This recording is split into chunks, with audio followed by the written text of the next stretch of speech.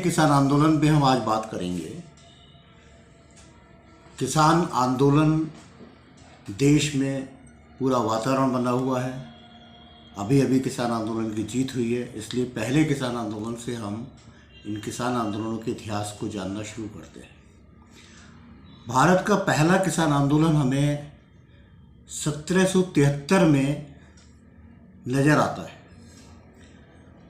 अब 1773 में ये आंदोलन क्यों हुआ, इसको समझने के लिए हमें समझना पड़ेगा कि 1757 भारतीय किसानों के लिए दुर्भाग्य का दिन था, जिस दिन सिराजुद्दौला की हार हो गई बंगाल में और ईस्ट इंडिया कंपनी शासन स्थापित हो गया। ईस्ट इंडिया कंपनी का शासन स्थापित होने का मतलब था कि गांव से जो मालगुजारी वसूल करने की प्रक्रिया थी, लगान वसूल करने की प्रक्रिया थी, उसमें बदलाव आना।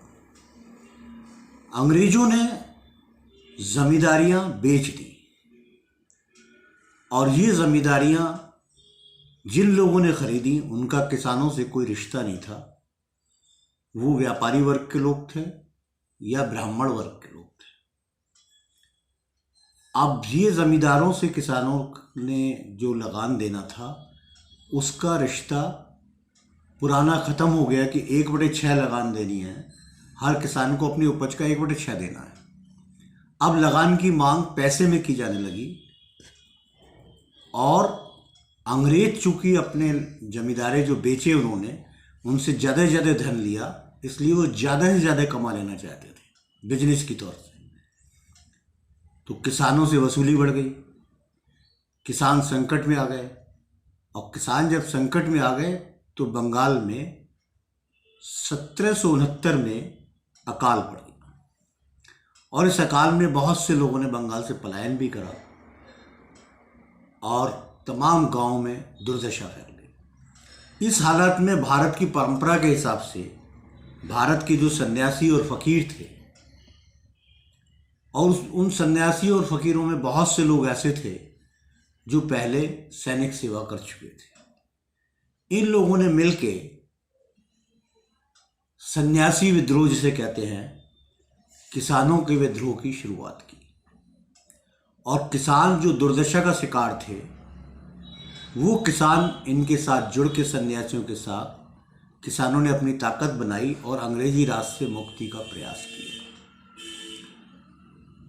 इसमें एक बार फकीर मजनू शाह के नेतृत्व में कलकत्ता पर कब्जा भी इन किसानों ने कर लिया, लेकिन ये कब्जा ज़्यादा दिन तक नहीं चल पाया।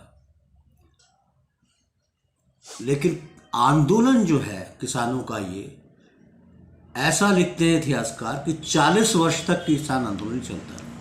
यानी ईस्ट इंडिया कंपनी को 40 वर्ष तक ये सन्यासी और फकीर लगातार लड़ाई में उलझाए रखे भारतीय किसानों की मुक्ति के लिए। तो चूंकि किसानों की लगान का सिस्टम बिगड़ा, किसानों की आर्थिक दशा खराब हुई और एक नई तरह की व्यवस्था उन पर थोप दी गई, इसलिए भारत में पहला किसान आंदोलन प्रारंभ हुआ, जिसे हम सन्यासी आंदोलन के रूप में भी इतिहास में वर्णित पाते हैं।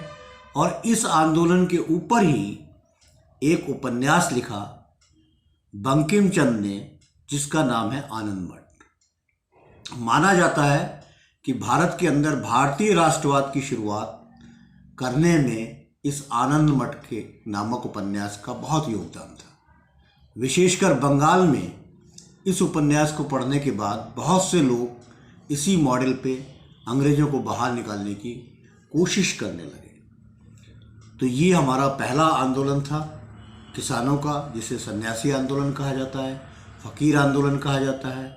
और इसमें हिंदू और मुस्लिम, यानी मुस्लिम फ़कीर और हिंदू सन्यासी दोनों ने मिलजुल के अंग्रेज़ों के खिलाफ किसानों की लड़ाई का नेतृत्व किया और ये कोशिश की कि ये जो व्यवस्था बाहर से थोपी जा रही है ये भारत में लागू ना हो और किसान पहले की तरह गांव की, अपने स्वावलंबित गांव की व्यवस्था को जी सके।